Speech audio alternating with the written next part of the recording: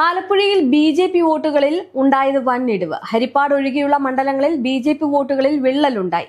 ബി.ജെ.പിയുടെ A class മണ്ഡലമായിട്ടുള്ള ചെങ്ങന്നൂരിലും ഇത്തവണ ബി.ജെ.പിക്ക് ഭൂരിപക്ഷം കുറഞ്ഞു. കായംകുളം ഒഴികെയുള്ള മണ്ഡലങ്ങളിൽ ബി.ഡി.ജെ.എസ് വോട്ട് വർദ്ധിപ്പിച്ചു. ബി.ജെ.പി. നേതാക്കൾ എല്ലാവരും ശ്രദ്ധ കേന്ദ്രീകരിച്ച എ ക്ലാസ് മണ്ഡലമായിട്ടുള്ള ചെങ്ങന്നൂരിൽ കഴിഞ്ഞ തവണത്തേക്കാൾ ഏകദേശം 3551 വോട്ടുകളുടെ കുറവാണ് ഉണ്ടായിരിക്കുന്നത്. 2021 മത്സരിച്ച ഗോപകുമാറാണ് ഇത്തവണയും സ്ഥാനാർത്ഥിയായത്. കഴിഞ്ഞ തദ്ദേശ തെരഞ്ഞെടുപ്പിൽ 5 പഞ്ചായത്തിലാണ് ചെങ്ങന്നൂരിൽ ബി.ജെ.പിക്ക് ഭരണം ലഭിച്ചത്. എന്നിട്ടും വോട്ട് കുറഞ്ഞത് എങ്ങനെയാണെന്ന് പരിശോധിക്കുകയാണ് പാർട്ടി. അതേസമയം ചെങ്ങന്നൂരിൽ വോട്ട് കുറയാൻ കാരണം ബി.ജെ.പി. CPM ഡീൽ ആണെന്നാണ് കോൺഗ്രസ് ആരോപണം. ബി.ജെ.പി. സൗത്ത് ജില്ലാ പ്രസിഡന്റ് സന്ദീപ് വജസപ്തി മത്സരിച്ച ഹരിപ്പാട് കഴിഞ്ഞ തവണത്തേക്കാൾ 13,132 വോട്ടിന്റെ ലീഡ് ഉയർത്താൻ ആയി.